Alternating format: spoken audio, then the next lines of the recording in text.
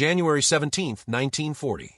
The morning air hung cold and sharp over the sprawling Krupp steelworks in Essen, a city where the heartbeat of German industry pounded through every furnace, every assembly line, every precision-tooled piece of machinery. Smoke rose in disciplined columns from the factory chimneys, gray against a winter sky that promised snow. Inside the cavernous main hall, where the clang of metal on metal echoed like a mechanical symphony, a group of senior engineers gathered around a polished oak table. Maps were spread before them, production reports, intelligence assessments from across the Atlantic. And there, in the center of it all, a single photograph, an American automobile factory, its assembly lines stretching into the distance, workers in casual clothing, the machinery looking almost theatrical in its chrome excess. One of the engineers, a man whose iron cross hung from a ribbon beneath his collar, picked up the photograph and allowed himself a thin smile. "Look at this," he said, his voice carrying the certainty of a man who had never been wrong about engineering. "The Americans build toys. Pretty toys, but toys nonetheless." The laughter that followed was not cruel. It was the laughter of men who believed they had already won a contest that had not yet been declared. These were not fools. They were among the finest engineering minds in Europe, architects of the panzer divisions, designers of the U-boats that prowled the Atlantic, craftsmen of precision that had made German manufacturing the envy of the industrial world. They had studied the reports. They knew that American factories produced millions of automobiles each year, that Detroit's River Rouge plant could stamp out a completed Ford every 69 seconds. But to German eyes, trained in the tradition of Krupp and Zeiss and Mauser, this was not engineering, it was showmanship. Mass production, they reasoned, was the philosophy of a nation that valued quantity over quality, speed over substance, profit over precision. America, they had concluded, was a nation of salesmen and filmmakers, a place where chrome mattered more than steel, where advertising counted more than accuracy. How could such a nation, they asked themselves, ever compete with the disciplined industrial might of the Third Reich? They could not have known, in that moment, that the very characteristics they dismissed would become the instrument of their defeat. They could not have imagined that the assembly lines they mocked would soon be retooled, repurposed, reimagined into the most devastating production apparatus the world had ever witnessed. They could not have foreseen that Detroit, derided as a city of consumer excess, would transform itself into the arsenal of democracy, a place where the principles of mass production would be applied not to automobiles and refrigerators, but to bombers and tanks and the entire industrial infrastructure of total war. The photograph that inspired their laughter in January 1940 would, within 3 years, represent something else entirely. The face of an industrial colossus that could outproduce, outbuild, and overwhelm any adversary on Earth. But in January 1940, the war was young. Germany had conquered Poland in 4 weeks. The Maginot Line stood untested. The Wehrmacht had not yet launched its blitzkrieg into France. And in the industrial cities of the Reich, where precision engineering was a matter of national pride, the idea that America could pose any serious manufacturing threat seemed absurd. The German engineering establishment had built its reputation on meticulous craftsmanship. Each component was designed to exact specifications. Each piece was inspected, measured, calibrated. A German machine gun was a work of art, its tolerances measured in thousandths of a millimeter. A German tank was built to last, its armor plating rolled and tempered to perfection, its engine designed for reliability over decades. This was the German way, thorough, disciplined, uncompromising. And it had served them well. American industry, by contrast, seemed chaotic. The reports that reached German intelligence painted a picture of factories where workers moved quickly but carelessly, where standardization meant cutting corners, where the emphasis was always on speed rather than perfection. American vehicles, the reports noted, were designed to be replaced every few years. They were built with planned obsolescence in mind, constructed from stamped metal rather than forged steel, assembled by semi-skilled workers rather than master craftsmen. The Americans, it seemed, did not build things to last. They built things to sell. And there was a fundamental contempt in this observation, a sense that a nation so focused on commercial success could never understand the deeper principles of industrial warfare. What the German engineers failed to grasp was that the very philosophy they dismissed, mass production, standardization, interchangeable parts, was not a weakness, but a revolutionary strength. It was a philosophy born not from laziness or commercial greed, but from a uniquely American approach to manufacturing that had been refined over decades. It began with Henry Ford, who had looked at the traditional methods of automobile construction and asked a simple question: why does it take so long? In the early years of the 20th century, building a car was the work of skilled craftsmen who assembled each vehicle individually, fitting parts together through careful adjustment and hand tooling. It was slow, it was expensive, and Ford realized it was unnecessary. The assembly line that emerged from Ford's Highland Park plant in 1913 was a revelation. Instead of bringing workers to the product, Ford brought the product to the workers. Each worker performed a single, repetitive task as the chassis moved past on a conveyor belt. Parts were standardized, machined to identical specifications, so that any component could fit any vehicle without custom adjustment. The time required to assemble a Model T dropped from 12 hours to 93 minutes. The cost plummeted.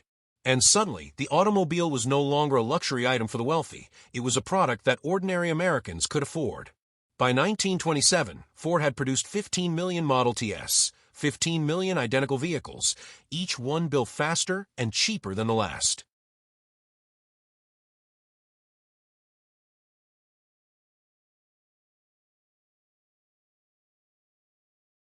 And then came December 7, 1941, Pearl Harbor, the Japanese attack that drew America fully into the war.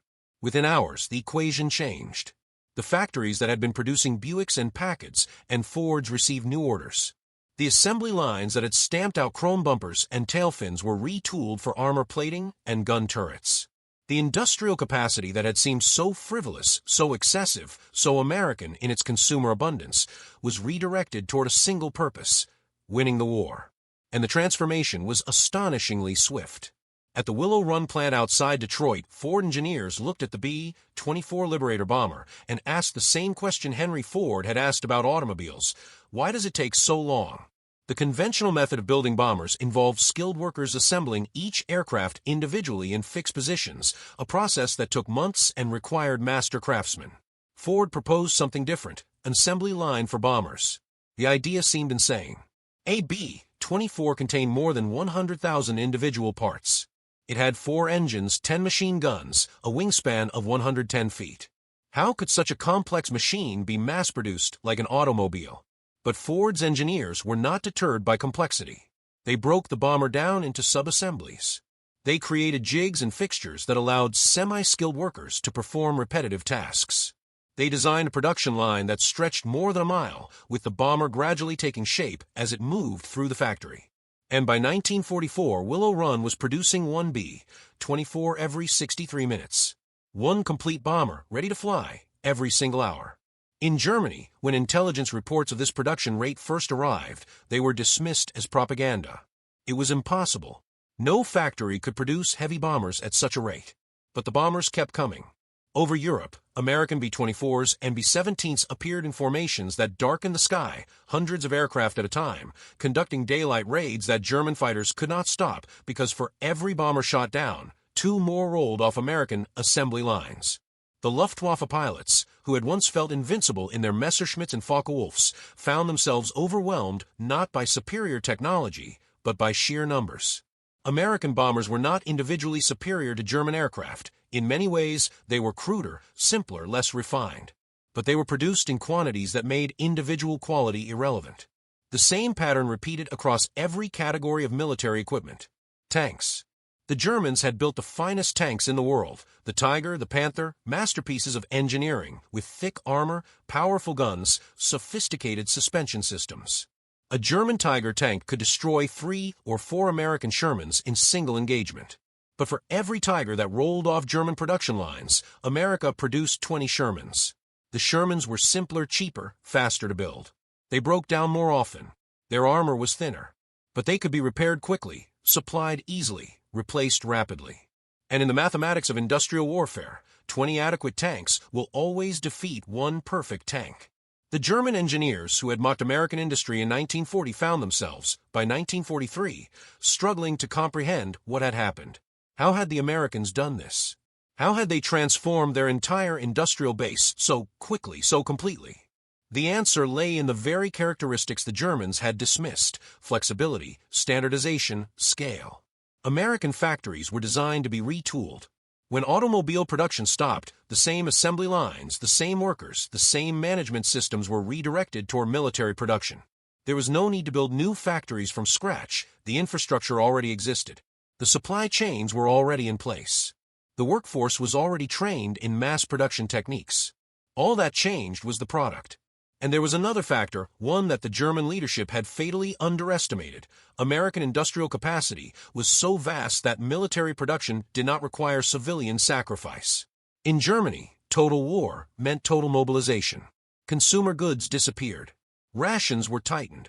Every resource was directed toward the military. But in America, even at the height of wartime production, civilians still had access to consumer goods. The economy was so large, the industrial base so deep, that America could produce both guns and butter, both tanks and automobiles, both bombers and refrigerators. This was not because Americans were unwilling to sacrifice. It was because American industrial capacity was so overwhelming that sacrifice was unnecessary. The factories simply produced everything. By 1944, the statistics told a story that German planners could no longer ignore. In that single year, American factories produced 96,000 aircraft, 17,000 tanks, 40,000 artillery pieces, 2 million trucks, 87,000 ships. The numbers were so large they ceased to have meaning. German production, even at its peak, could not approach these figures.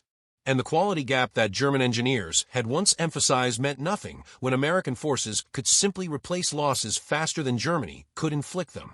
The war had become a contest of industrial output, and in that contest, Germany had no hope of victory.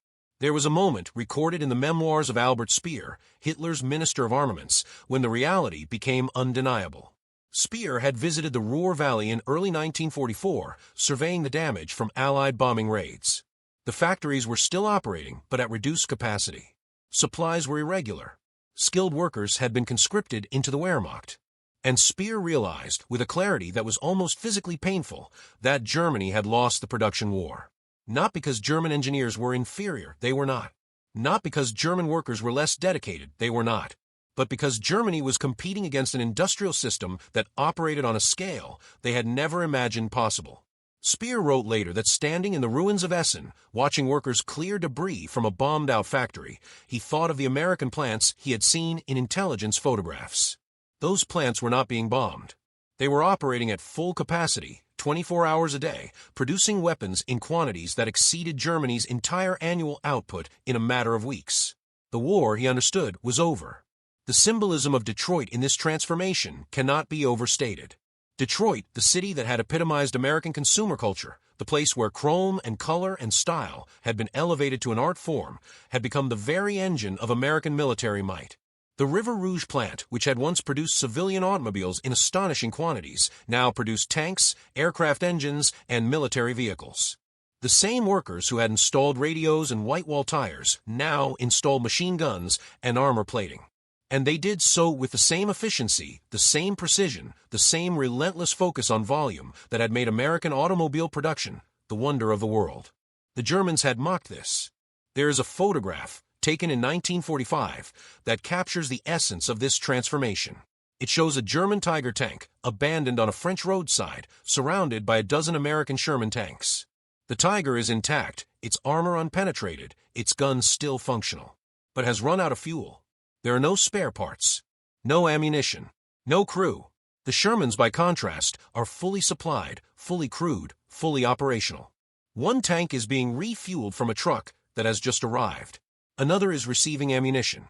By the time German forces surrendered in May 1945, American factories had produced 300,000 aircraft, 100,000 tanks, 3 million machine guns, and 41 billion rounds of ammunition. These numbers were not the result of superior technology. They were the result of superior industrial organization, a system of mass production that the Germans had dismissed as beneath the dignity of true engineering. And in dismissing it, they had sealed their fate. Detroit had become more than a city. It had become a symbol, a representation of the American industrial spirit that could shift from peace to war, from consumer goods to military equipment, with a speed and efficiency that no other nation could match. The chrome had been stripped away, the styling set aside, but the assembly lines kept moving. And what emerged from those lines was not elegant or beautiful or crafted with the care of a master artisan. It was functional, reliable, and produced in such quantities that it overwhelmed every adversary America faced. This was the lesson of Detroit, the truth that German engineers learned too late, that mass production, properly applied, is not a compromise with excellence, but a different form of excellence entirely.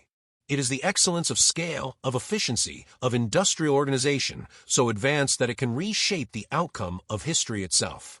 There's a final image worth contemplating, one that brings the story full circle. In 1948, 3 years after the war's end, a group of German engineers visited Detroit as part of an industrial exchange program. They toured the Ford plants, the General Motors facilities, the Chrysler factories. They saw the assembly lines that had produced the weapons that defeated them, now retooled once again for civilian production. Automobiles were rolling off the lines at pre-war speeds. Chrome was back. Style had returned. The factories had shifted from tanks to Buicks with barely a pause. And the German engineers, standing in the same plants they had once dismissed as superficial, understood at last what they had failed to understand in 1940. American industry was not superficial. It was protean adaptable, capable of transformation at a scale and speed that traditional European manufacturing could not match. The laughter of January 1940 had been the laughter of men who did not understand what they were looking at. They had seen chrome and assumed frivolity. But abundance is not waste. Abundance is strength. And the nation that can produce abundance in peace can redirect that abundance to war with devastating effect.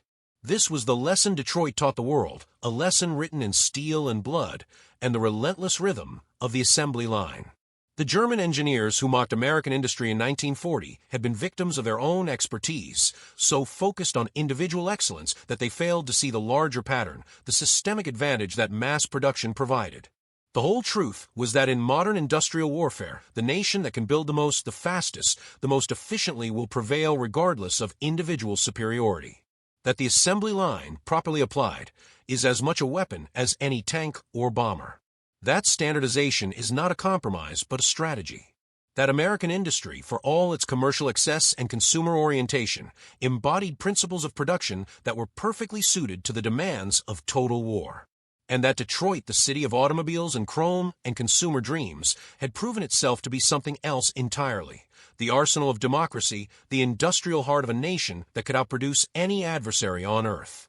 In the end, the mockery of 1940 became the reality of 1945. The engineers who had laughed at American production had been defeated by it. The factories they had dismissed had overwhelmed them. And the philosophy they had rejected, mass production, standardization, volume over perfection, had proven to be not a weakness, but the key to victory. History turned on that misunderstanding, on the failure to recognize that industrial power takes many forms, and that sometimes the most decisive form is not the one that produces the finest individual product, but the one that produces the most. Detroit understood this. Henry Ford understood this. And by the time German engineers understood it, the war was already lost, decided not on the battlefields of Europe, but in the factories of Michigan, where the assembly lines never stopped, the production never ceased, and the abundance never ended.